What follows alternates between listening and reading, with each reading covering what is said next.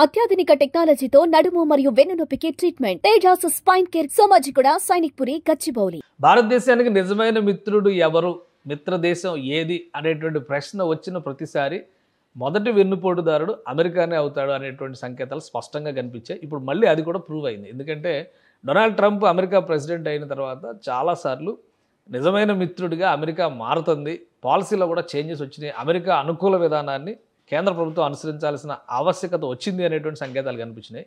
కానీ అసలైనటువంటి యుద్ధ సమయంలో కదా అసలు రంగు బయటపడేది. ఇప్పుడు అమెరికా రంగు బయటపడింది.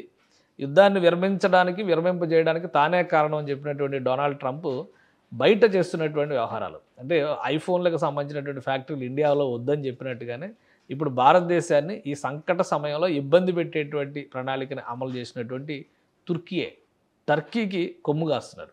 ఎలా అంటే ఒక అతిపెద్ద డీల్ని రెడీ చేసి పెట్టుకున్నారు. అమ్రామ్ అనేటువంటి ఆయుధాలకు సంబంధించి 19,000 కోట్ల రూపాయల డీల్ని అమెరికా ప్రభుత్వం డొనాల్డ్ ట్రంప్ టర్కీ ప్రెసిడెంట్తో చేసుకోబోతున్నాడు. 19,000 కోట్ల రూపాయలు, అది కూడా ఆయుధాలకే సంబంధించినటువంటి డీల్ ఇది. సో ఇందులో ఏంటంటే అమ్రామ్ క్షిపణులు, అమ్రామ్ అంటే అడ్వాన్స్డ్ మిసైల్ సిస్టమ్ అనమాట ఇది. సో దీన్ని తీసుకొచ్చి మీడియం రేంజ్ మిసైల్ సిస్టము, దీన్ని తీసుకొచ్చి టర్కీకి అమ్మడానికి రెడీ చేసుకున్నారు. దాంతోపాటు F-35 డీల్ నుంచి టర్కీ అవుట్ అయింది. అంటే రష్యా నుంచి S-400, ఇప్పుడు మనది ఏదైతే సుదర్శన చక్రం అని చెప్తున్నామో ఆ రక్షణ వ్యవస్థల్ని కూడా టర్కీ గతంలో కొనుగోలు చేసింది.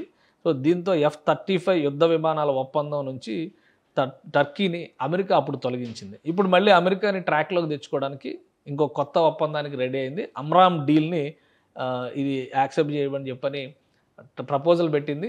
డొనాల్డ్ ట్రంప్ దానికి సుముఖంగా ఉన్నాడు. అంటే యుద్ధం జరుగుతున్నప్పుడు మంచితనంతో లేదా రెండు దేశాల మధ్య ఒక బంధాన్ని కాల్పుల విరమణ ద్వారా తీసుకొచ్చింది నేనే అని చెప్పినటువంటి డొనాల్డ్ ట్రంప్ ఆయన తీసుకున్నటువంటి నిర్ణయాలు భారతదేశాన్ని భవిష్యత్తులో ఖచ్చితంగా ఇబ్బంది పెట్టేటువంటి అంశాల్లా కనిపిస్తున్నాయి. కాబట్టి నిజమైన మిత్రుడు ఎవరు, నిజమైన శత్రువు ఎవరు తెలుసుకునేటువంటి సందర్భం మళ్ళీ వచ్చింది.